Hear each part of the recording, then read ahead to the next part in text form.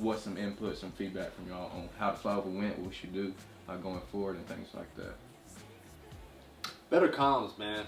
Better comms. Okay. We had plan A, plan B, and plan C, and it seemed like we didn't practice all of those things enough for it to work effectively. I think we all did our best, and we were just a little short in the final delivery of it all, because you know how Tuskegee is, and Jonathan, we don't even know what you were going through on the ground, but there was plus or minus 5 minutes, and there was a delay based on this that's not in the schedule. Yeah. People were taking longer than expected, and then the song lasted all of like 65 seconds. Yeah, like, So just so the viewers know, the song was recorded at 1:43, 1:45, and 1:45 again. And the actual time we got on the field was a national anthem was a minute, or maybe a minute and 5 seconds. It was cold that morning. Yeah, that's why, right? Cold that morning, right?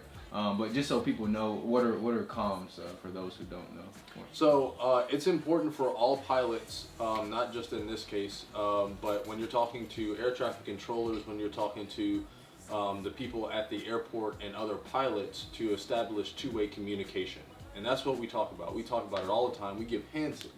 Comms. We want to make sure that everyone who's participating in a certain event is on the same page and communicating effectively. So for this instance, Jonathan was our ground ops person, and he was the person that was in charge of communicating to us when that flyover was supposed to occur, timing-wise. So whenever something goes wrong, we just blame Jonathan. Yeah, Jonathan.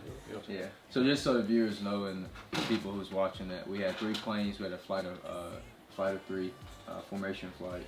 And then we had a guy on the ground to keep us in track of making our target, which is the football field, at the end of the national anthem. So to get more about what Jonathan was experiencing on the ground, like I told him before, he has one of the most important positions out of any of us, and he's not even flying the airplane, right?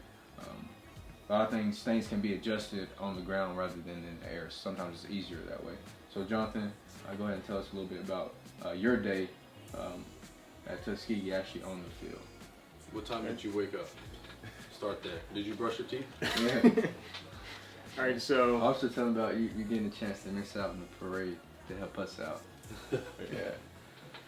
All right, so to make everything work, we done a practice run the morning of the flyover, everything. We went over what we needed to fix, some small adjustments. Everything seemed to be going well, and then I had to rush to the airport, well, not to the airport, rush to the field to meet with the ground liaison for Tuskegee, the guy I'm coordinating with, to make sure that everything's timed correctly. So I'm getting there, and something unexpectedly happened. I was getting there, traffic is backed up for miles and miles and miles, and I had no clue how I was going to get to the field in time to, one, find the guy I'm trying to meet. What field? To the football field. Of? Tuskegee. University. Tuskegee University. So I was trying to find a way to get to Tuskegee University and find parking. It was pretty much impossible to get there, and I somehow found a spot, took some back roads, got to where I needed to get, ran to the field, trying to find this guy that I'd never seen before. Ended up finding him, started working things out. Hey, it's the time, are we on schedule? Is everything going well, right? Everything's going well.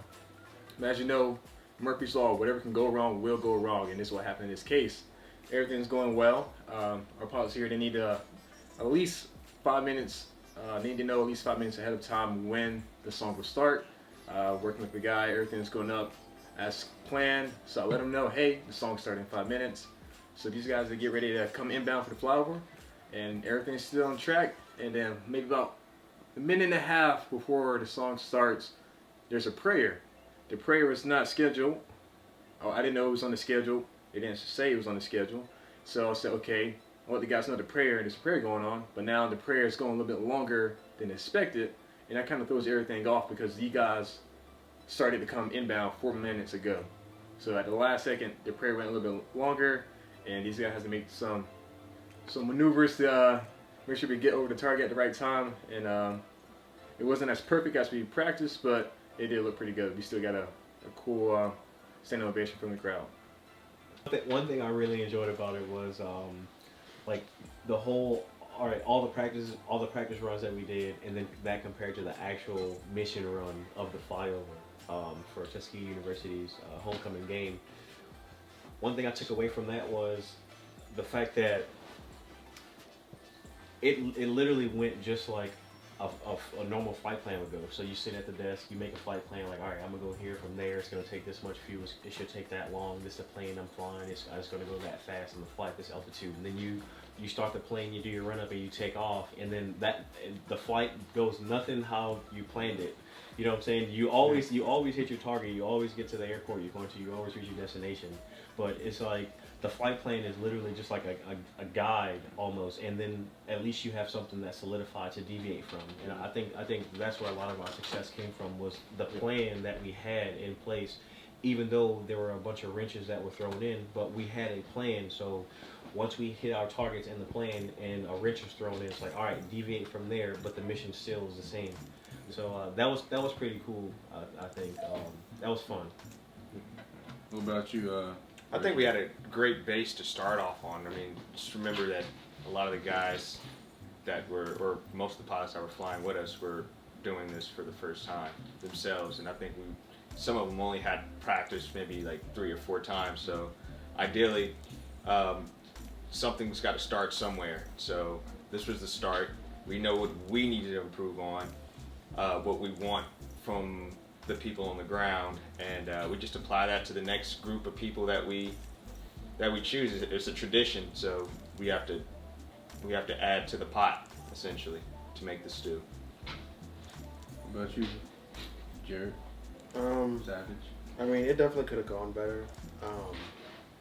Not everything was perfect. Nothing is going to be perfect in aviation. Alright, so 2 things. A, the schedule changes at the last minute. B, the national anthem was not a minute and a half by any means. Definitely things, and I was the lead pilot, so I was in the front plane, and that was my first time, A, flying in formation, B, flying over any sort of event, and C, definitely being lead pilot. There was a lot of stuff that I learned as lead pilot, definitely decision making, especially on the spot decision making as to what are we going to do now that our timing has changed. It was just a great learning experience for me to get real world experience as to when stuff can go wrong, how can I handle it. So I think everybody, myself included, learned a lot about on the spot decision making.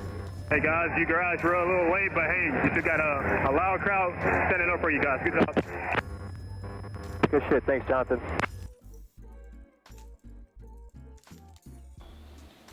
Yeah, we already have made a lot happen, and thanks to you and thanks to the foundation, it's more than a dream come true for at least these 3 people right here. We've been sitting here for the best part of a decade, putting sectionals up and on our flight simulator and waiting for the opportunity and doing our part, and we're here to continue doing our part now. Thank you, cuz. Roger that. Will come. Stay tuned for next week's episode and hit that subscribe button. Smash that like button.